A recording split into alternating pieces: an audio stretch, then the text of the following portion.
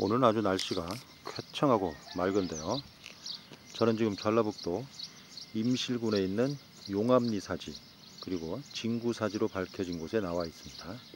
작은 마을이 있고요. 그 마을 안쪽에 이와 같이 옛 절터가 위치를 하고 있는데요.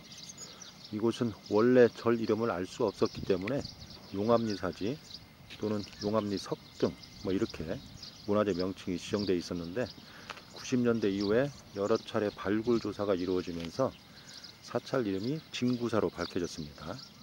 이 진구사는 삼국유사에도 기록된 사찰인데요. 고구려 스님이었던 보덕화상이 고구려가 멸망하자 많은 인물들을 데리고 신라로 내려왔고, 당시 신라 조정에서 후백제 지역이었던, 그러니까 오늘날로 치면 전라북도, 일산, 완주, 전주 이런 일대에 정착하도록 배려를 해주었습니다. 그래서 이 지역 일대에 보덕화상이 창건한 여러 사찰이 있는데, 이 진구사도 보덕화상이 창건한 여러 사찰 중에 하나로 밝혀지게 됐습니다. 이 진구사는 고려시대 때 그리고 조선 초기까지 법등을 이은 걸로 이렇게 기록이 되어 있고요. 특히 조선 초기 태종 때 전국에 여러 사찰들을 정리를 하면서 자복사를 지정했습니다. 그러니까 자복사로 지정된 사찰 외에는 나머지 사찰들을 정리를 했는데요. 바로 이 진구사가 자복사로 지정되게 됐습니다. 당시 이 지역에서 상당히 규모가 큰 중심적인 사찰이었다는 걸 알 수가 있죠. 그러다가 임진왜란이나 정유재란 이때 이 진구사도 퇴락하게 됐고 폐사된 걸로 이렇게 확인이 되고 있습니다. 그래서 그 이후에는 다시 중창되지 못하고 오늘날 같이 일부 유적 유물만 남게 되었던 거죠. 그리고 발굴이 이루어지면서 사찰 이름으로 밝혀졌는데요. 몇 년 전까지만 해도 이 석등도 임실 용암리 석등으로 알려져 있었습니다. 발굴 결과 진구사라는 게 밝혀져서 현재 진구사 석등으로 바꾸었죠. 가까이 가보도록 하겠습니다.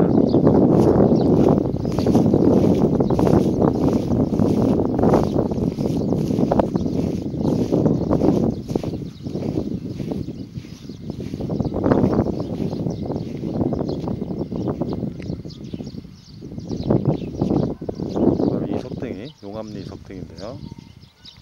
규모가 상당히 큽니다. 우리나라에 이렇게 규모가 큰 석등이 몇 기가 되지 않습니다. 경주 그리고 화엄사, 실상사 이런 큰 사찰에 이렇게 규모가 큰 석등들이 건립이 되었는데요. 통일신라, 고려시대, 조선시대까지 쭉 이어서 석등이 건립되는데 특히 통일신라 시대 때 건립된 석등이 규모가 상당히 큽니다. 그리고 통일신라 시대에 건립된 석등들은 석등을 받치는 받침부가 있는데 이 받침부를 간주석이라고 하는데요. 이 간주석 부분을 장고 형태로 만들었다고 해서 고복형 석등이라는 별칭을 가지고 있는데요. 바로 이 임실 용암리 석등도 간주석 부분, 그러니까 받침 부분을 일종의 기단부라고 할 수 있는데 이 부분을 현재와 같이 장고 형태로 만들었죠. 통일신라 때 만들어진 여러 석등이 바로 이런 형태를 취하고 있습니다.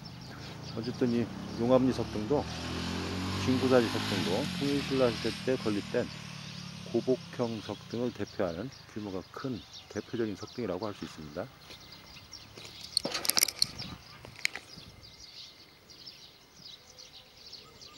현재 하대석을 팔각형으로 마련했고 파손이 됐지만 뒷꽃을 장식한 연화문을 새겼네요. 연화문을 아주 독특하게 새겼습니다. 복년문인데요. 그리고 그 위에 구름 문양이 새겨진 받침을 두고 다시 장고 형태로 원형으로 제작된 간주석을 마련했고 그 위에 연화문이 새겨진 상대석을 올렸네요. 보통 기단부에 하대석과 상대석이 연화문을 새기는 경우가 많은데 상대석 쪽에 화려한 연화문을 새깁니다. 그리고 하대석 쪽에는 뒷꽃을 새기죠. 그래서 뒷꽃이 있으면 하대석에 활용된 그런 부재임을 알 수가 있고, 화려하게 새겨진 연화문은 상대석이 활용된 부재임을 알 수가 있습니다. 그리고 팔각형으로 제작된 화사석이 올려져 있고요. 뒷곳이 장식된 옥계석이 올려져 있네요.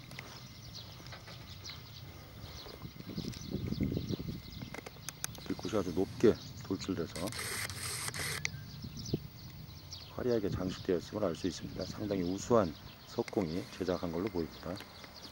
그리고 옥계석 상면에 연화문이 있고 그 위에 팔각형 받침대가 2단으로 올라가 있네요. 원래의 부재인지는 확실하지 않습니다. 어쨌든 이 진구사지 석등은 통일신라 시대 때 제작된 대표적인 석등이고요. 규모가 상당히 큰 석등이라는 점에서 중요한 문화재라고 할 수 있습니다.